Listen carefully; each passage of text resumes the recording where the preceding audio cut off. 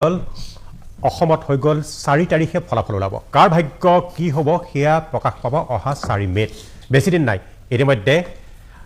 গন্তিও আৰম্ভ হৈ গৈছে আৰু সকলোৰে বুকুৰ ঢিপঢিপনি বাঢ়িছে যে কি হ'ব ফলাফল কিন্তু তাৰ মাজতে অসমৰ ৰাজনৈতিক ক্ষেত্ৰখনত হঠাৎ এটা বিশেষ কথাই বিশেষ চৰ্চা লাভ কৰিছে সেইটো হৈছে গদ্দাৰ হয় হিন্দী সিনেমাৰ নিচিনাকে এবাৰ ওলাইছে গদ্দাৰ আৰু এটা আনে কৰা অভিযোগ নহয় এটা সংবাদ মাধ্যমৰ বা আনে কৰা অভিযোগ নহয় বিজেপিৰ দুজন প্ৰাৰ্থী তথা দুজন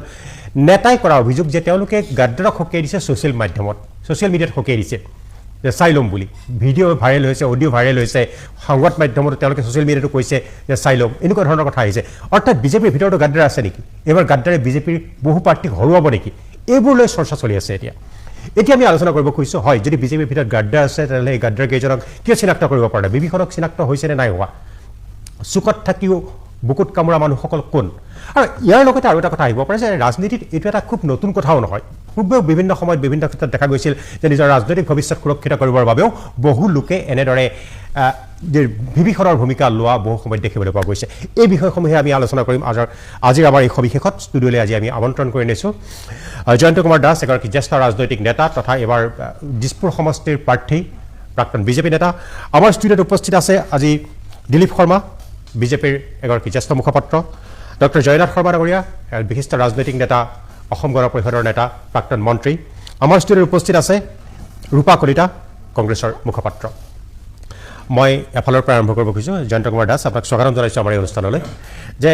এই যে গদ্দাৰ পলিটিক্স বুলি যিটো কোৱা হয় যিটো শেহতীয়াকৈ ছ'চিয়েল মিডিয়াত আহিলে কাৰণ মই স্পষ্টকৈ কৈছোঁ ৰঞ্জিত কুমাৰ দাসে নিজেই খণ্ড খণ্ডকৈ লিখিছে ৰঞ্জিত কুমাৰ দাসে লেখাৰ পিছত দিগন্ত কলিতাও কৈছে হকিয়াই দিছে এইটো ভাইৰেল ভিডিঅ' হৈছে এই গদ্দাৰ পলিটিক্সটো কি আচলতে এইটো সঁচাকৈ চলে নেকি এইটো গদ্দাৰ কৰা বুলি ছ'চিয়েল মিডিয়াৰ যিটো আশ্ৰয় লৈছে তাৰমানে দুয়োগৰাকীৰ সম্পূৰ্ণৰূপে দুৰ্বলতা প্ৰকাশ পাইছে কেইবাটাও দিশ ইয়াত আহে তাৰমানে গদ্দাৰ কোনে কৰিলে তাৰমানে তেওঁলোকে বিধায়ক নোহোৱাটো বিচৰা সৃষ্টি তেওঁলোকে যোৱা 5 বছৰত কৰিলে সেই অঞ্চলত যদি তেওঁলোকে সকলোকে লৈ চলিলেহেঁতেন তেতিয়াহ'লে তেওঁ গদ্দাৰ কৰাৰ কথা নাহিলেহেঁতেন আৰু এই দুৰ্বলতাটোৱে কি সূচাইছে যে তেওঁলোকে সফল নহয় বিফল আৰু তাত কিছুমান এনেকুৱা ধৰণৰ কথা আছে যে যিটো ভয়ংকৰ তাৰমানে সামাজিক ব্যাধি চৰকাৰত থকা মানুহে তাৰমানে এজন বিধায়কে বা এজন মন্ত্ৰীয়ে যাকে তাকে যি মন যায় তাকে ড্ৰাগছৰ কেছতো ফচাই জেল দিব পাৰিম বুলি কোৱা যিটো ভাইৰেল হৈছে এইবিলাক সৰু কথা নহয় তাৰমানে ইয়াৰ ওপৰত বিচাৰ হ'ব লাগে এইটো কি সূচাইছে তাৰমানে কম ডাঙৰ কথা কৈছেনে এজন নিৰীহ মানুহ এজনক ড্ৰাগছৰ কেছত 1 বছৰ ফচাই থৈ দিম তাৰমানে প্ৰশাসনক বা প্ৰশাসনৰ যন্ত্ৰটোক এনেধৰণৰ অপব্যৱহাৰ কৰি আছিল নেকি যাৰ বাবে সেই ফলশ্ৰুতিত আজি যোৱা 5 বছৰত জীয়াটো ভগাসকলে আজি সেই অৱস্থাত তেওঁৰ বিৰুদ্ধাচৰণ কৰিলে নেকি এতিয়া আৰু এটা আন কথা এটা যে আপুনি চাওক একেটা সময়তে সেই সমষ্টিৰ বাবে ভাই মোক দিছপুৰত চাওক আজি দিছপুৰত মোক গদ্দাৰ কৰা নহ'ল জানো 35 বছৰ এটা দলক সেৱা কৰা ধেমালি পাইছে লাল চাহ বিস্কুট খাই গোটেই জীৱন আপোনালোকে দেখি আহিছে মোক দিনৰ পৰা আজি মোক গদ্দাৰ কৰা নাই আজি গদ্দাৰ কৰাৰ পিছত প্ৰত্যেকটো দলীয় কৰ্মী প্ৰত্যেকজন মোটামুটি প্ৰত্যেকজন কাউন্সিলৰে মূল যোগাযোগ আছে আৰু তেওঁ মনৰ পৰা কৈছে দাদা এইটো অন্যায় কৰিছে সেই অন্যায়ৰ বিৰুদ্ধে আমি একো কৰিব পৰা নাই তেওঁলোকক গদ্দাৰ বুলি ক'ব নে বিজেপিৰ এজন 35 বছৰীয়া সৈনিকৰ লগত তেওঁ থকা সিদ্ধান্ত এতিয়া বিভীষণ নে এতিয়া হনুমান বিভীষণ নে হনুমান মই হনুমানৰ দৰে কাম কৰিছোঁ আজি সেইসকলে কিয় এনেকুৱা ধৰণৰ মনৰ বেদনাত কামটো কৰিলে আজি কিয় এইটো অৱস্থা হ'বলৈ পালে আজি কিয় দলৰ ভিতৰতে থাকি সেইসকলে একদিন আগতে কংগ্ৰেছৰ পৰা আহে ভাবকচোন আপুনি এদিন আগলৈ কংগ্ৰেছত আছে ডিএনএত কংগ্ৰেছ থকা বুলি কৈছে পুতেকক ইতিমধ্যে কংগ্ৰেছৰ টিকেট দিছে এই নিৰ্বাচনটোত হয় তেওঁ কি এনেকুৱা ধৰণৰ আহিলে এক ৰাতিত আহিলে আৰু মানে তেওঁলোকে সেই যে গদ্দাৰ কৰিছে তাৰ ফল প্ৰতিফলটো পাবই প্ৰত্যেকটো একশ্যনৰটো ৰিয়েকশ্যন থাকিবই মুঠতে মই এটা কথা কওঁ আপোনালোকৰ জৰিয়তে যে উঠি অহা প্ৰজন্মই যিহেতু অনাগত দিনত দেশখনৰ নেতৃত্বত আগুৱাই আহিব লাগিব এই যে যিটো ড্ৰাগছৰ কেছত ফচাই দিম অমুক কেছত ফচাই দিম তমুক কেছত ফচাই দিম জেলৰ ভাত খুৱাই থাকিম এনেকুৱা ধৰণৰ যি ভয়াৱহ এটা প্ৰৱণতা যি সামাজিক ব্যাধি এটা এই ব্যাধিৰ বিৰুদ্ধে কিন্তু আমি সজাগ হ'বৰ হ'ল তাৰমানে এইটো কি সূচাইছে আজি তাৰমানে মই স্বেচ্ছাচাৰিতা চলাম স্বৈৰাতন্ত্ৰী চলাম তাৰ বিৰুদ্ধে যদি মোক কোনোবাই মাত দিব তাৰমানে তেওঁক জেলত সোমাই থৈ দিম এইটো কেনেধৰণৰ কথা হয়, কি সেৱা হ'ব পাৰে এইটো, এই কথাবিলাক আমি উঠি অহা প্ৰজন্ম বিবেকবান মানুহখিনি এইবিলাক পৰ্যালোচনা কৰা দৰকাৰ, চিন্তা কৰা দৰকাৰ। মই গোটেই নিৰ্বাচনৰ কাৰ্যখিনি মানে সেই মাহটোত মই এটাই কৈছিলোঁ যে পাৰ্টি নহয় প্ৰাৰ্থী চাওক, প্ৰাৰ্থীজন ভাল হ'লে ভাল কাম হ'ব। পাৰ্টীয়ে যি কথা পাৰ্টীৰ কথা সময়ত আজি কি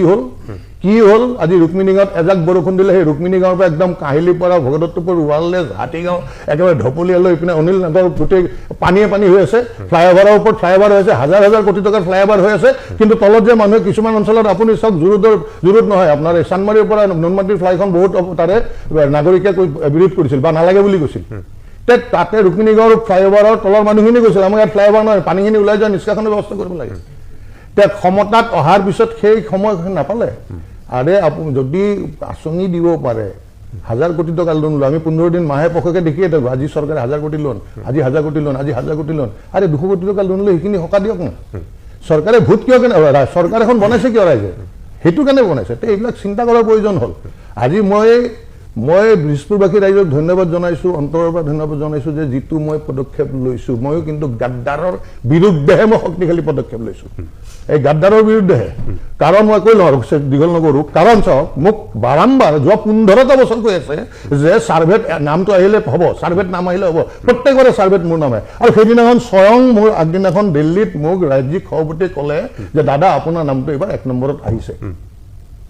কি ভেকু ভাওনা এয়া, সেইটো গাদ্দাৰী নহয়? আগদিনাখনতো প্ৰদ্যুৎ বৰদলৈৰ নামত ছাৰ্ভে হোৱা নাই, ভূপেন বৰাৰ নামত কিবা ছাৰ্ভে হৈছিল, তাত যে দিলে, এইবিলাক কি গাদ্দাৰী নহয়? এই কথাবিলাকো গাদ্দাৰীতে পৰে, তাৰমানে বিশ্বাসঘাতকতাই পৰে। আৰু এনেকুৱা বিশ্বাসঘাতক কৰিলে প্ৰত্যেকটো একশ্যনৰ এটা ৰিয়েকশ্যন হ'বই, থাকিবই। আৰু বালিলৈ জোপাত খুবিবলৈ নিশ্চয়। এটা চাইডৰ পৰা যদি যিটো গাদ্দাৰী বুলি কোৱা হয়, যে আপুনি যিটো কৈছে আপোনাৰ ক্ষেত্ৰত সেই গাদ্দাৰী হ'ল বুলি আপুনি ক'ব কৈছে। হয়, মই দিলীপ শৰ্মা ওচৰলৈ দিলীপ শৰ্মা, যে এনেকুৱা কিছুমান এই যিটো বিভীষণ বুলি কৈছে, যিটো গাদ্দাৰ বুলি কৈছে, এই গাদ্দাৰ আপোনালোকক বিপদত নেপেলাবনে? আপুনিতো অস্বীকাৰ কৰিব নোৱাৰে, কাৰণ দুজন আপোনালোকৰ জ্যেষ্ঠ নেতা, এগৰাকী মন্ত্ৰী, এগৰাকী বিধায়ক আছিলে, তেওঁলোকেই নিজে স্পষ্টভাৱে কৈছে যে গাদ্দাৰী কৰিছে। প্ৰাঞ্জল ফুকন, এই যে গাদ্দাৰ শব্দটোলৈ এতিয়া চৰ্চা হৈছে বা আমাৰ দুগৰাকী ব্যক্তিয়ে, আমাৰ ৰঞ্জিত দাস ডাঙৰীয়া বা দিগন্ত কলিতা ডাঙৰীয়াই ছ'চিয়েল মিডিয়াৰ জৰিয়তে যিখিনি কথা কৈছে বা যিখিনি কথা ইতিমধ্যে ভাইৰেল হৈছে বা ওলাইছে, এই কথাখিনিক লৈ মই ভাবোঁ হয় যিটো আজি আমাৰ সভাপতি ডাঙৰীয়াই গোটেইখিনি কথা ক্লিয়াৰ কৰি দিছে। আমাৰ সভাপতি দিলীপ শইকীয়া ডাঙৰীয়াৰ যদি আপুনি বক্তব্য চাই বোধহয় আপোনাৰ চেনেলৰ পৰা আজি লৈছিল, আপুনি বোধহয় পাব, বজালে আপুনি গম পাই যাব। তেখেতে গোটেইখিনি কথা স্পষ্ট কৰি দিছে যে এই ধৰণৰ গাদ্দাৰ শব্দটো আমাৰ বিজেপি দলৰ, ভাৰতীয় জনতা পাৰ্টীৰ লগত এইবোৰ আমাৰ খাপ নাখাতে, আমাৰ পৰম্পৰা নহয়। যদি কোনোবাই তেনেকুৱা কথা কৈছে, তেখেতে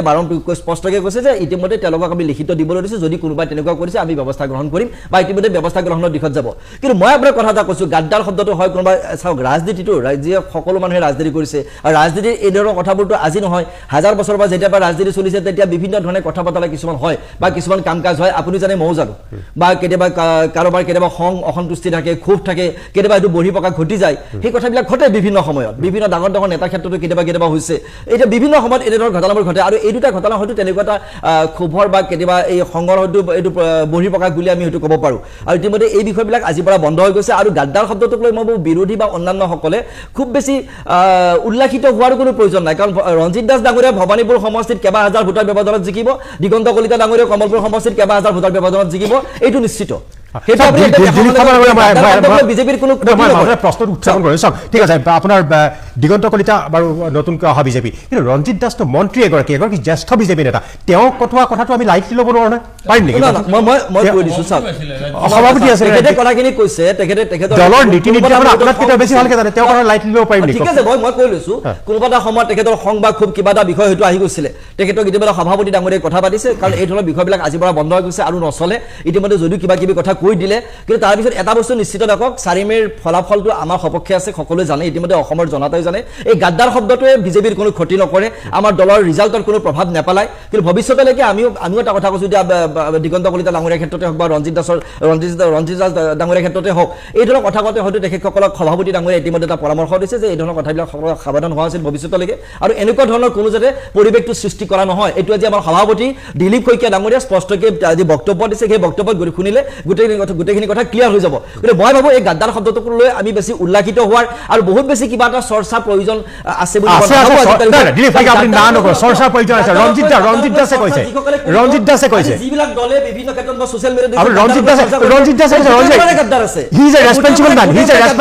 অসমৰ ৰাজনীতিত ভাৰতবৰ্ষৰ ৰাজনীতিত কৰি আহিছে মানুহে ৰাজনীতিত গাদ্দাৰৰ কথাই এলপি স্কুলৰ ছাত্ৰ ৰঞ্জিত দাস হয় নেকি এলপি স্কুলৰ ছাত্ৰ নেকি যে হঠাৎ কিবা এটা আৱেগৰ বশৱৰ্তী হৈ কৈ দিব ৰঞ্জিত দাস চিনিয়ৰ পলিটিচিয়ান প্ৰাঞ্জল ফুকন ডাঙৰীয়া মই আপোনাক কৈছো ৰাজনৈতিক ক্ষেত্ৰখনত যেতিয়া মানুহজন থাকে বিভিন্ন চাপত থাকে নিৰ্বাচন খেলে পৰিৱেশটো অলপ সলনি হয় কেতিয়াবা খং ক্ষোভৰ হয়তো বহিঃপ্ৰকাশ ঘটিব পাৰে কিন্তু মানুহে ওলাই যোৱাৰ পিছত মইতো আপোনাক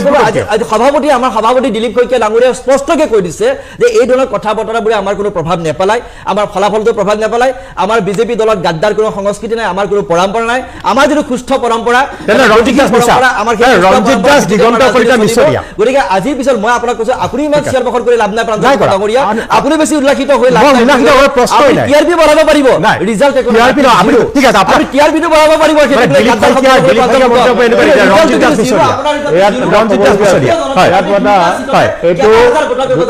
প্ৰমাণটো চাওক সুস্থ গণতন্ত্ৰ যে নাই প্ৰমাণটো কি হ'ল আমি ইয়াত ভাইৰেল হোৱা কি শুনিছিলো তোক 1 বছৰ কি কেছত ফচাম ড্ৰাগছৰ কেছত শুনিছিলো এতিয়া এওঁ কি কৈ দিলে বিৰোধী উৎপাদিত হৈ লাভ নাই আৰে এইবিলাক মানে উৎসাহিত হ'ব নালাগে উৎফুল্লিত হ'ব নালাগে আৰে নাই নাই ধূপ এডাল জ্বলালে গোন্ধ ওলাইছে তাৰপিছত তেওঁলোকে অৰ্ডাৰ দিছে গোন্ধ ল'ব নোৱাৰিবি সেইকাৰণে আৰু মই বেলেগৰ কথা এইকাৰণে কয় মই উল্লাসিত হোৱা নাই উল্লাসিত মই সাংবাদিক বাৰু উল্লাসিত হোৱাৰ কাৰণ নাই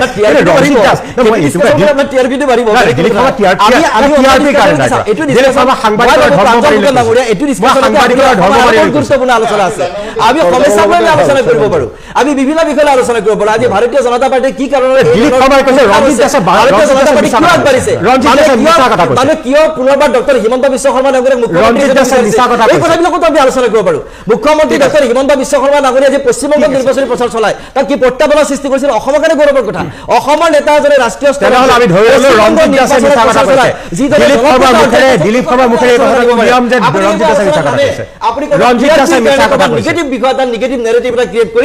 মানুহে যাতে চাব পাৰে তাৰ আপুনি কৰিছে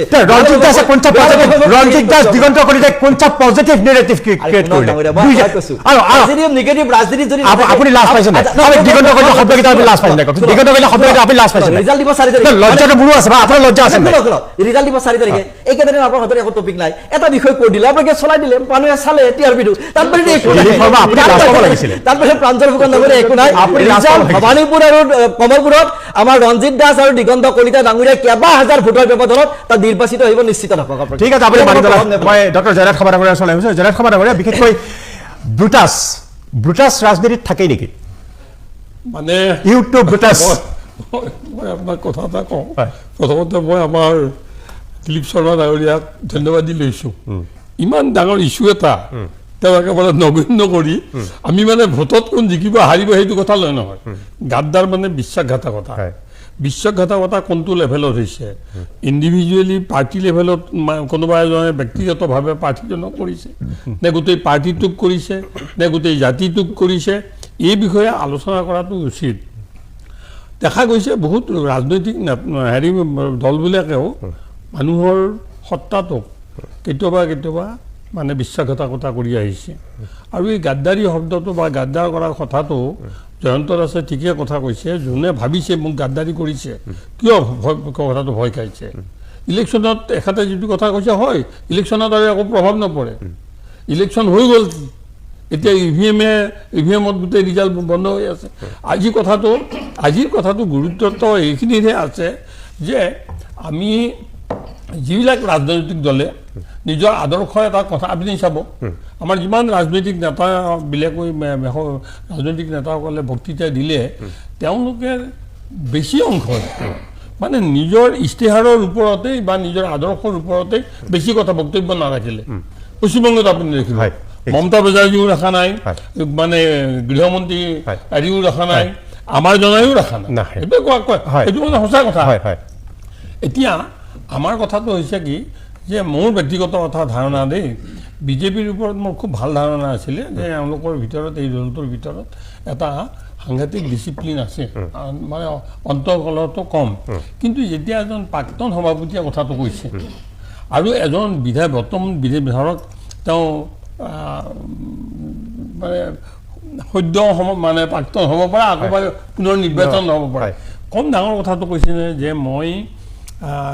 1 বছৰ ফচাই দিব পাৰোঁ। তাৰমানে এইটো কথাটো আমি আলোচনা নকৰিম নেকি? আমাৰ জনপ্ৰতিনিধি এজনে যদি তেওঁৰ বিৰুদ্ধে কোনোবাই কিবা এটা কথা ক'লে, তেওঁৰ বিৰুদ্ধে যদি গণতান্ত্ৰিকভাৱে তেওঁৰ থকা অধিকাৰ, সেই কথা আশাৰ যদি এজন তেখেতৰ ভোটাৰে কিবা কথা এটা ক'লে তেওঁৰ সপক্ষে বা বিপক্ষে, তেতিয়া তেখেতক যদি কিবা কাৰণত পোনপটীয়াকৈ এনেধৰণৰ থ্ৰিটেনিং দিয়ে, নিশ্চয় এইটো কথাটো আৰু মানে আমাৰ এখেতক মই ধন্যবাদ এই কাৰণে দিছোঁ, গোটেই কথাটো মেইন ইছ্যুটো এখেতে আঁতৰাই বেলেগ ঠাইলৈ লৈ যাব পাৰিছে। কথা কিন্তু এটা দিলীপ শৰ্মা, মই আপোনাক কথাটো কৈছোঁ, আমি সকলোৱে একত্ৰিতভাৱে এই কথাটো ক'ব লাগে যে দলত যদি মই যেতিয়ালৈকে থাকোঁ দলৰ ডিচিপ্লিনটো মানাটো উচিত। যদি মই কিবা এটা আদৰ্শত ভেৰি আছোঁ, সেই আদৰ্শটো মই মানি চলাটো উচিত। এতিয়া জয়ন্ত দাসে যিটো কথা কৈছে এইটো তেওঁৰ খুব হয় যদিও তাত এটা সত্যতা আছে। এজন নিষ্ঠাবান কৰ্মী, 35 বছৰীয়া কৰ্মী এটাক কোনো কাৰণ নাই, কথা নাই, বাৰ্তা নাই, মানে কি নেৰেটিভত তেখেতক মানে হেৰিটো টিকেটটো নিদিয়ে, আনক আনি পেলাই টিকেটটো দিলে, 1 ৰাতিৰ ভিতৰতে বেলেগ এজনক আনিলে। এতিয়া যিজন আহিছে তেওঁতো কংগ্ৰেছ দলটোৰ লগত লাগি আছে, কংগ্ৰেছ দলক গাদ্দাৰী কৰিছে বা বিশ্বাসঘাতকতা কৰিছে। এতিয়া আজি ইয়ালৈ আহি যায় নকৰিব, তাৰ কিবা মানে আছে নেকি? এই বিষয়বোৰ কিন্তু আমাৰ নেতাসকলৰ গাত লগাকৈ, চেতনাত লগাকৈ, তেওঁলোকৰ বোধগম্য হোৱাকৈ আমি এটা ইতিবাচক আলোচনা কৰাটো ভাল। আমি কেতিয়াবা এইবোৰ কথা আলোচনা কৰিলে যে মই এই গাদ্দাৰীটো কৰিলে, মই এই বিশ্বাসঘাতকতা কৰিলে, জনসাধাৰণে মানে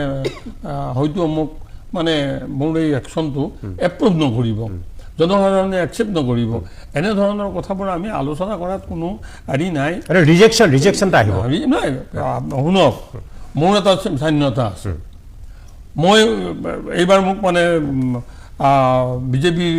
সভাপতি, মানে তাত নিৰ্বাচনী কমিটিৰ সভাপতি মোক তাক আহিছে, আহি কৈছে আপুনি মানে সক্ৰিয়ভাৱে লাগিব লাগে। তো মই ক'লোঁ ইমান দিন মই ৰাইজক এডুকেটেড কৰি আছোঁ যে পৰমা ৰাজবংশী সম্পৰ্কত মই এডুকেটেড কৰি আছোঁ, এতিয়া মই কি সূত্ৰ লৈ কথাটো ক'ম? কিন্তু মই আপোনাক কথা দিলোঁ পৰমা ৰাজবংশীৰ এগেইনষ্টে মই ক'তো ক'বলৈ নাযাওঁ, কিন্তু মই তেওঁৰ হৈ সপক্ষেও ক'বলৈ নাযাওঁ। এইটো মই চাপ কৈছোঁ। গতিকে আজিৰ দিনটোত যদি পৰমা ৰাজবংশী জিকি আহে, জিকি আহিলে এখন গাদ্দাৰৰ তালিকা লিষ্ট এখন দিব পাৰে, সেই দিওঁতে ডক্টৰ জয়নাথ শৰ্মাৰ নামটো সোমাব পাৰে নেকি? তাত ডক্টৰ জয়নাথ শৰ্মা কৈ দিব কৈ দিলে মই বেয়া নাপাওঁ। না সোমাব পাৰে, সোমালে মই দেখকে মোক যোনে সোধে যে মই কৈছোঁ এই 2 বা 2.5 বছৰ মই পৰমা ৰাজবংশীক সমালোচনা কৰি আছোঁ তেওঁৰ একশ্যনবিলাকৰ লগত। যিজন মানুহে মানে এই অংগনবাদী চেণ্টাৰত চিফ মিনিষ্টাৰৰ নামত কমিশ্যন ল'ব পাৰে, সেইটো ভাইৰেল হৈ কৈছে, তাৰপিছত মই মোৰ প্ৰতিনিধি হিচাপে তেওঁক নিৰ্বাচন কৰাত মোৰ আপত্তি আছে ব্যক্তিগতভাৱে। কিন্তু মই এটা অসম গণ পৰিষদ দলত আছোঁ, আৰু অসম গণ পৰিষদ দল বিজেপিৰ মিত্ৰগোটত আছে, মানে NDAত আমি আছোঁ। গতিকে তেওঁৰ হৈ মই হেৰিত কেতিয়াবাও মানে তেওঁৰ এগেইনষ্টে প্ৰচাৰ কৰিবলৈ নাযাওঁ। আৰু এই সততাটো মোৰ আছে, আৰু মই কৈ দিছোঁ, যোনে সুধিছে মই তাকে কৈছোঁ যে তোমালোকে যাকে ভোট দিয়ে দিব পাৰা, তোমালোকে NDAক ভোট দিলে মই বেয়া নাপাওঁ, কিন্তু মোৰ ফালৰ পৰা মই কেম্পেইনত নাযাওঁ, মই যোৱা নাই। এতিয়া কথাটো হৈছে কি, এই যে দিগন্ত কলিতাই গাদ্দাৰীসকলক মই তোমাক মই মোক পচাই দিম, এই কথাটো কিন্তু মই একচেপ্ট কৰা নাই। তেওঁ এই কথাটো গ্ৰহণযোগ্য কথা কোৱা নাই। আৰু ৰঞ্জিত দাসে এই কথাটো উদঙাই দিছে যে আমি যি ধৰণে বাহিৰৰ পৰা ভাবি আছোঁ। মই ৰঞ্জিত দাসৰ বক্তব্যটো শুনাৰ পিছত মোৰ এটা ধাৰণা হৈছে যে বিজেপিৰ মাজতো ইমান মানে আন্তৰিক হেৰি ক্ষেত্ৰত, গাঁথনিৰ ক্ষেত্ৰত তেওঁলোকৰ দলীয় শৃংখলাটো সিমান সুস্থ নহয়, এই ধাৰণাটো মোৰ আহিছে। এতিয়া এইটো মই ধাৰণা কৰিব পাৰোঁ, আৰু এই ধাৰণাটো কৰাৰ কাৰণে আমি এটা স্কোপ পাইছোঁ যে হেৰিৰ দৰে ৰঞ্জিত দাসৰ দৰে এজন পুৰণি বিজেপিৰ কৰ্মী,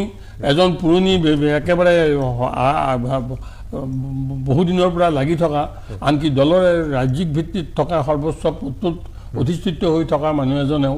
এই কথাটো কিয় ক'বলগীয়া হ'ল? তাৰমানে পাৰ্টিটোৰ ভিতৰত ক'ৰবাত কিবা খুন লৈছে খুন ধৰিছে গতিকে বিজেপিও কিন্তু এই কথাটো যুক্তিৰ কাৰণে যুক্তিটো দিয়াৰ প্ৰয়োজন আছে বুলি মই নাভাবোঁ তেখেতসকলেও কিন্তু তেখেতসকলৰ যিটো শৃংখলতা এই শৃংখলতাটো হেৰি কৰিব লাগে আৰু এইটো কথা সকলোৱে জানে এইবাৰ NDA চৰকাৰ গঠন কৰিব আৰু মুখ্যমন্ত্ৰী হিমন্ত বিশ্ব শৰ্মাই হ'ব কিন্তু আমি যিবোৰ কথা মানে শুনাত মানে অৱশ্য যেন লাগে এজন দল এটাৰ বা সাংবিধানিকভাৱে এটা হেৰি পদত থাকি সাংবিধানিক পদবীত থাকি সেই পদবীৰ পৰা যদি অলপমান তল খাপৰ নিম্ন খাপৰ কথা বা বাক্য কালি দেখিছে একদম কাউদক শুভেন্দ্ৰ অধিকাৰীয়ে চেণ্ডেল লাগি দেখাইছে এইটো সংস্কৃতি সুস্থ সংস্কৃতি মই আহিম এটা বিৰতিৰ পিছত মই ৰূপা কলিতাৰ ওচৰলৈ আহিম ইয়াৰ পিছত ৰূপা কলিতা বিশেষকৈ আপোনালোকৰ মহিলা মৰ্চাৰ বিশেষ সভানেত্ৰী আজি এটা কথা কৈছে যে আমাৰ দলটোক ভাঙি লৈ গ'লো বুলি বিজেপি উল্লাসিত হৈ পৰিছে যিটো দিলীপ শৰ্মাৰ অলপ আগতে ক'লে যে বেলেগ উল্লাসিত হৈছে কিন্তু এতিয়া বিজেপিটো এনেকুৱা গাদ্দাৰ ওলাইছে বুলি আপোনালোকে কৈছে মীৰা বৰঠাকুৰে কৈছে যে এতিয়া কি ক'ব যে আপোনালোককো গাদ্দাৰী কৰি কিছুমান গুচি গৈছে এতিয়া বিজেপিটো কিন্তু গাদ্দাৰী ওলাইছে এতিয়া এই সম্পৰ্কত আপোনাৰ মন্তব্যটো মই বিচাৰিম এটা বিৰতিৰ পিছত বিষয়ত আলোচনা কৰি আছোঁ যে গাদ্দাৰ কোন বিজেপিত গাদ্দাৰ আছে নেকি মই ৰূপা কলিতাৰ ওচৰলৈ আহিছোঁ ৰূপা কলিতা আপোনালোকৰ দলকো গাদ্দাৰী কৰি পেলাই বহু গুচি গৈছেগৈ কিন্তু এতিয়া কথাটো হৈছে যে বিজেপিটো গাদ্দাৰ ওলাইছে কি টিপ্পনী কৰিব হয় গাদ্দাৰ শব্দটো অৰ্থ হৈছে বিশ্বাসঘাতক আৰু মই ভাবোঁ বৰ্তমানৰ বিজেপিত থকা সকলোখিনিয়েই আচলতে গাদ্দাৰ হয় কাৰণ তেওঁলোকক যেতিয়া কংগ্ৰেছ দলৰ পৰা টিকেট দিয়া হৈছিলে কংগ্ৰেছ দলৰ পৰা তেওঁলোকক জিকাই মেলি তেওঁলোকক মন্ত্ৰিত্বৰ বাদ দিয়া হ'ল তেওঁলোকে মুখ্যমন্ত্ৰীৰ নয়নৰ মণি আছিল তাৰ পিছতো ইমানখিনি পোৱাৰ পিছতো তেওঁলোকে যেনেধৰণেৰে এই নিৰ্বাচনৰ আগমুহূৰ্তলৈকে দলটোৰ লগত গাদ্দাৰ কৰিলে বিশ্বাসঘাতকতা কৰিলে তাৰ পৰা অসমৰ ৰাইজে কি দেখি আছে এই গাদ্দাৰসকলকতো ভালকৈ দেখি আছে এইসকলে কংগ্ৰেছত প্ৰায় নিজৰ স্থিতিটো বনাই লৈ নিজৰ পৰিচয়টো গঢ়ি লৈ যেনেধৰণেৰে কংগ্ৰেছক গালি পাৰে যেনেধৰণেৰে কংগ্ৰেছক সমালোচনা কৰে নিজে কৰা কামখিনিকে পুনৰ তেওঁলোকে সমালোচনা কৰে কংগ্ৰেছৰ দিনত হোৱা বুলি সেইসকলতকৈ ছুপাৰ ডুপাৰ গাদ্দাৰ আৰু বেলেগ থাকিব পাৰেনে দ্বিতীয় কথা হ'ল এওঁলোকে নিশ্চয় কেলকুলেশ্যনত অলপ গৰ্বৰ পাইছে যাৰ বাবে এওঁলোকে এই গাদ্দাৰসকলক লৈ শংকিত হৈ গৈছে এতিয়া গাদ্দাৰে আকৌ গাদ্দাৰক গাদ্দাৰ বুলি কয় কিন্তু মূল গাদ্দাৰ কোনসকল সেয়া অসমৰ ৰাইজে চিনি উলিয়াইছে এওঁলোকৰ ফলাফলত নিশ্চয় প্ৰভাৱ পৰিব যাৰ বাবে এওঁলোকে উত্তেজিত হৈছে এওঁলোকে নিজক দমন কৰি ৰাখিব পৰা নাই সংযত কৰি ৰাখিব পৰা নাই তেওঁলোকে সেই ক্ষোভটো তেওঁলোকে ফোনত বাই টেলিফোনিক বা তেওঁলোকে এই ছ'চিয়েল মাধ্যমৰ যোগেদি তেওঁলোকে মানে প্ৰকাশ কৰি দিবলৈ বাধ্য হৈছে আমি দেখিছোঁ যে AGPৰ আব্দুল ৰহিম জিব্ৰানে আজি কেইবাজন মানুহৰ নাম ইয়াত তেওঁলোকে মানে লিষ্টেড কৰি দিছিলে আৰু পিছত তেওঁ এইটো ডিলিট কৰি দিছে কিন্তু আমাৰ হাতত আছে তথ্যখিনি তাৰপাছত আমি দেখিলোঁ দিগন্ত কলিতা ডাঙৰীয়া বুলি ক'বলৈ লাজ লাগিছে তেখেতে যিমানখিনি ফোনত অকথ্য অসাধ্য তেখেতে যিমানখিনি গালি পাৰিলে সেই গালিখিনিৰ পৰা আমি আচলতে সকলোৱে লজ্জা অনুভৱ কৰিছোঁ যে এনেকুৱা ধৰণৰ ব্যক্তিসকলেই জনসাধাৰণৰ নেতা হৈ থাকেনে জনসাধাৰণৰ সেৱক হয় বুলি থাকোঁ কৈনে এওঁলোকৰ মনত প্ৰতিশোধৰ অগ্নি জ্বলি আছে এওঁলোকক যেতিয়া সকলোৱে হয় ক'ব তেওঁলোকৰ হৈ কাম কৰিব তেতিয়া মানে সকলো ভাল যেতিয়া এওঁলোকৰ মতৰ বিপৰীতে কোনোবাই ন ক'ব তেতিয়া এওঁলোকৰ এই হিংস্ৰ যিটো স্বভাৱ যিটো প্ৰতিশোধ পৰায়ণ স্বভাৱ সেই স্বভাৱটো ওলাই আহে তেখেতে কোৱা কথাকেইটা সৰু কথা নহয় তেখেতলোকে বিগত 5 বছৰত কিমান মানুহৰ ওপৰত প্ৰতিশোধ ল'লে এই তেখেতৰ মানে বঢ়ি প্ৰকাশ হোৱা কথাখিনিৰ পৰাই গম পায় যে তেখেতে কৈছে ড্ৰাগছৰ কেছত ফচাব 1 বছৰ জেলত ৰাখিব ই সৰু কথা নহয় ই সাধাৰণ কথা নহয় এই সকল ব্যক্তিয়ে যদি পুনৰ শাসনলৈ আহে এওঁলোকে কিমান প্ৰতিশোধ ল'ব পাৰে কাৰণ মুখ্যমন্ত্ৰী ডাঙৰীয়াই পশ্চিমবংগত এনেকুৱা নাভূত নাচুত কথা কৈছে যে এবাৰ জিকিব লাগিলে তেওঁলোকক দৌৰাই পিটিব এজন মুখ্যমন্ত্ৰী সাংবিধানিক পদত অধিষ্ঠিত হৈ থকা এজন মুখ্যমন্ত্ৰীয়ে যেতিয়া এনেকুৱা ধৰণৰ কথা ক'ব তেওঁৰ অনুচৰসকলে তেওঁৰ কেনেকুৱা ধৰণৰ কথা ক'ব পাৰে আপুনি ভাবকচোন এই যে তেওঁলোকৰ সংস্কাৰ অপসংস্কাৰ এই যে তেওঁলোকে মানুহক যে বিভিন্ন অকথ্য অসাধ্য কথাবোৰ ক'লে ইয়াত তেওঁলোকে ক'ৰ পৰা শিকিছে ইয়াত তেওঁলোকৰ মুখ্যমন্ত্ৰীৰ পৰা শিকিছে কাৰণ মুখ্যমন্ত্ৰী নাম্বাৰ 1 গদ্দাৰ তেওঁ কংগ্ৰেছৰ পৰা কি পোৱা নাছিলে সকলো পাইছিলে তৰুণ গগৈ ডাঙৰীয়াই কৈছিল কৈছিলে যে মই চকু মুদি মই তেওঁক বিশ্বাস কৰোঁ, তেওঁ যি ফাইল নানক কিয় মই চকু মুদি তাত চহী কৰি দিওঁ। আজি সেই মানুহজনে যেতিয়া তৰুণ গগৈ ডাঙৰীয়াক বিধানসভাত এনেকুৱা ধৰণৰ অপমান কৰিব পাৰে, কংগ্ৰেছক এনেকুৱা ধৰণৰ অপমান কৰিব পাৰে, সেই মানুহজনৰ পৰা আমি কি আশা কৰিম? এটা কথা মনত ৰাখিব, যি গাদ্দাৰ হয় সি সকলোকে গাদ্দাৰ কৰিব। সি দলক কৰক বা সি অসমৰ ৰাজ্যখনক কৰক বা অসমীয়া জাতিটোক কৰক। অসমীয়া জাতিটোক যে তেওঁলোকে পলে পলে গদ্দাৰ কৰিছে সেয়া আমি দেখা পালোঁ। 6 জনগোষ্ঠীক জনজাতিকৰণ নিদিলে আৰু 6 নম্বৰ দফাটো তেওঁলোকে ৰূপায়ণ নকৰিলে। অসমীয়াক দিয়া যি সুৰক্ষা কবচ দিম বুলি প্ৰতিশ্ৰুতি দিছিলে সেয়া তেওঁলোকে পূৰণ নকৰিলে। তেওঁলোকে জাতিক গদ্দাৰ কৰিছে, তেওঁলোকে অসমৰ ৰাজ্যখনক গদ্দাৰ কৰিছে, তেওঁলোকে গোটেই মানে কংগ্ৰেছ দলক তেওঁলোকৰ যিটোৰ পৰা তেওঁলোকৰ জন্ম হৈছিলে তাক গদ্দাৰ কৰিছে। এই গদ্দাৰসকলে যি এই কুসংস্কাৰ বহন কৰিছে সেয়া অসমৰ ৰাইজে সকলো দেখিছে। আৰু আমি জানো এইবাৰ যি নীৰৱে এছাম লোকে ভোট প্ৰদান কৰিছে তাৰ দ্বাৰা কিন্তু ইয়াত সাংঘাতিক ধৰণৰ ফলাফল হ'বলৈ গৈ আছে। হয়, তেখেতলোকে বিনা দ্বিধাই ক'ব পাৰে যে আমি উল্লসিত হ'ব নালাগে, কাৰণ তেওঁলোকৰ হাতত নিৰ্বাচন আয়োগ আছে, তেওঁলোকৰ হাতত গোটেই তন্ত্ৰ মন্ত্ৰৰ যন্ত্ৰখিনি আছে। কাৰণ পশ্চিমবংগত তেওঁলোকে নিৰ্বাচন আয়োগক কেনেকৈ ব্যৱহাৰ কৰিছে আমি দেখিছোঁ। আজি বিজেপিৰ সভাপতি নীতিন নবীন ডাঙৰীয়াই CRPFৰ বাহনত উঠি কেনেদৰে প্ৰচাৰ কাৰ্য চলাইছে সেয়া আমি দেখিছোঁ। সেয়া কি নিৰ্বাচন আয়োগে নাই দেখা? আজি অসমত আমাক কেনেকুৱা ধৰণৰ সুৰক্ষা দিলে আৰু পশ্চিমবংগত তেওঁলোকে কি কৰি আছে আমি কি দেখা নাই? এইবোৰ আমি সকলো দেখি আছোঁ। প্ৰধানমন্ত্ৰী ডাঙৰীয়াই আজি নিৰ্বাচনৰ মাজতে দূৰদৰ্শনৰ যোগেৰে তেওঁ বিৰোধীক গালি পাৰিলে, তেওঁ নিৰ্বাচনী প্ৰচাৰ কাৰ্যসূচী চলালে, কিন্তু সেয়া কি মানে নিয়ম ভংগ হোৱা নাই? এয়া কি নিৰ্বাচন আয়োগে দেখা নাই? নিৰ্বাচন আয়োগে বিজেপিৰ বাবে চকু মুদা কুলিৰ দৰে ভাও ধৰে আৰু বাকীসকলক তেওঁলোকে দম দিয়ে। আজি আমি দেখিছোঁ পশ্চিমবংগত উত্তৰ প্ৰদেশৰ এজন বিষয়াক অবজাৰ্ভাৰ হিচাপে আনি যি ধৰণেৰে কেণ্ডিডেটক দম দিয়া হৈছে সেয়াও আমি দেখি আছোঁ। গতিকে দেখিছোঁ যে এই গদ্দাৰ বুলি কওঁতে তেওঁলোকে যে এই গদ্দাৰ কৰিবলৈ গদ্দাৰসকলক যে ধমকি দিছে এইকাৰণে সাহস ৰাখিছে যে তেওঁলোকে নিৰ্বাচনী আয়োগৰ সহযোগত তেওঁলোকে পুনৰবাৰ ক্ষমতা দখল কৰাৰ সপোন দেখিছে আৰু তেওঁলোকে সেই গদ্দাৰ তেওঁলোকক যোনে যোনে তেওঁলোকৰ মতত মত মিলোৱা নাই তেওঁলোকক ভাবুকি দিছে। কিন্তু অসমৰ ৰাইজে মই ভাবোঁ এইবাৰ সুস্থ সিদ্ধান্ত লৈছে। অসমৰ ৰাইজে সকলোবোৰ দেখি আছে। জুবিন গাৰ্গক কেনেকৈ হত্যা কৰিলে, জুবিন গাৰ্গৰ ক্ষেত্ৰত কি অন্যায় কৰি আছে, তেওঁলোকে ন্যায় দিম বুলি ক'লে। মুখ্যমন্ত্ৰীয়ে ক'লে জুবিন গাৰ্গক 4জনে হত্যা কৰিছে, এজনে হত্যা কৰিছে, 4জনে তেওঁক সহযোগ কৰিছে। ক'তা ন্যায় কি হ'ল? ক'লৈ গ'ল ন্যায়? আজি শ্যামকানু মহন্তৰ ঘৈণীয়েকে ইমান ডাঙৰ ডাঙৰ কথা কয়, এনেকৈ ক'ব পাৰিছে? গতিকে গদ্দাৰ যে তেওঁলোকে সকলোতে কৰিছে, জুবিন গাৰ্গৰ ক্ষেত্ৰতো যে গদ্দাৰ কৰিছে এয়া অসমৰ ৰাইজে সকলো দেখিছে। এইবাৰ ৰাইজক দিয়া প্ৰতিশ্ৰুতি প্ৰত্যেকটো ক্ষেত্ৰত গদ্দাৰ কৰিছে। সেই গদ্দাৰৰ বিপক্ষে এবাৰ অসমৰ ৰাইজে নীৰৱ ভোট প্ৰদান কৰিছে আৰু তাৰে ফলাফল আমি 4 মে'ত সকলোৱে পাব। মই জয়ন্ত কুমাৰ দাসৰ ওচৰলৈ পুনৰবাৰ আহিব। জয়ন্ত কুমাৰ দাস, আপুনি বিজেপিক অসমত অতি চালুকীয় অৱস্থাৰ পৰাই দেখিছে, কাৰণ ময়ো সাক্ষী আছিলোঁ আপোনাৰ লগত সেইটো সময়ত মই দেখিছোঁ, কাৰণ সাংবাদিক হিচাপে অতি চালুকীয় অৱস্থাৰ পৰা আপুনি যুৱ মৰ্চাৰ সভাপতিৰ পৰা আৰম্ভ কৰি বহু পদবীত আছিলে। যে এই যিটো গাদ্দাৰৰ কথাটো ওলাইছে এনেকুৱা নেকি যে দলৰ কাৰণে বহু কৰিলে পৰৱৰ্তী সময়ত তেওঁলোকক অতি আওকাণ কৰা হ'ল, সেইকাৰণে এনেকুৱা ক'ৰবাত নহয় ক'ৰবাত কিবা ক্ষোভ আছিল নেকি, যিটো ক্ষোভৰ বৰ্হি প্ৰকাশেই এই গাদ্দাৰী বা যিটো কথা কোৱা হৈছে? আজি হয়তো কোনোবাই কাৰোবাৰ হৈ কাম কৰি আছে, দীৰ্ঘদিন ধৰি তেওঁ কৰি আছে, কিন্তু তাত তৎসত্বেও তেওঁ সেই প্ৰাপ্য মৰ্যাদাখিনি পোৱা নাই, এনেকুৱা ক্ষোভিত বহুত এটা আছে নেকি দলৰ? নিশ্চিতভাৱে। আৰে আপুনি চিন্তা কৰক, এই জিতেনজিৎ গৌৰ কেশৱ মহন্তৰ বিৰুদ্ধে আজি তেওঁ অৱতীৰ্ণ হ'ল, অংকুৰ দাস আজি তেওঁ দিগন্ত কলিতাৰ বিৰুদ্ধে অৱতীৰ্ণ হ'ল। কাৰণ বাহিৰৰ পৰা অহা এক ৰাতিত টিকেট পায় আৰু ইয়াতে সেই চকী টেবুল দাঙি কাম কৰা তেওঁলোকে আহি তেওঁলোকে বঞ্চিত হয়। এইটো কেনেকৈ হ'ব? এইটো কথা নহয়। কিবা আদৰ্শগত হয় বোলে। মই ইমানখিনিলৈ কৈছিলোঁ যে যদি মোতকৈ জ্যেষ্ঠ বা মুখ্যমন্ত্ৰী ডাঙৰীয়াকে মই ব্যক্তিগতভাৱে কৈছোঁ যে এই তুমি বুলি কওঁ অকলে পালে, এতিয়া তুমিও যদি খেলা তেতিয়াহ'লে মই ক'বলগীয়া নাই,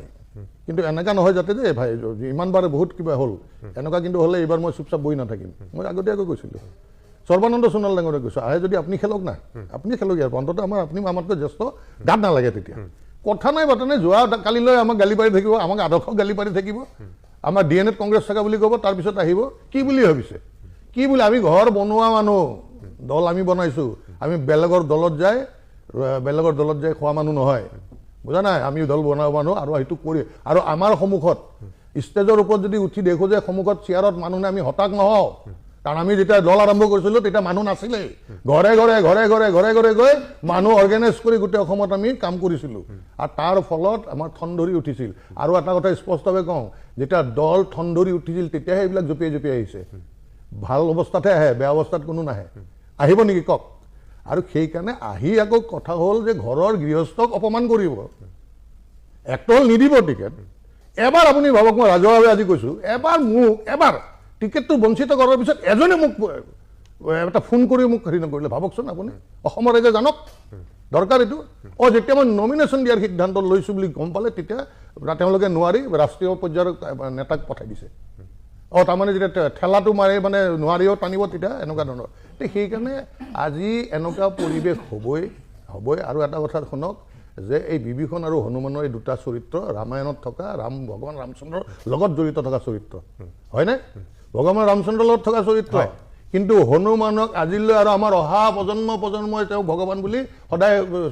পূজা কৰি যাব কিন্তু বিভীষণক যদিও ভগৱানৰ লগত আছিল কিন্তু তেওঁ যিহেতু নিজৰ ভাতৃক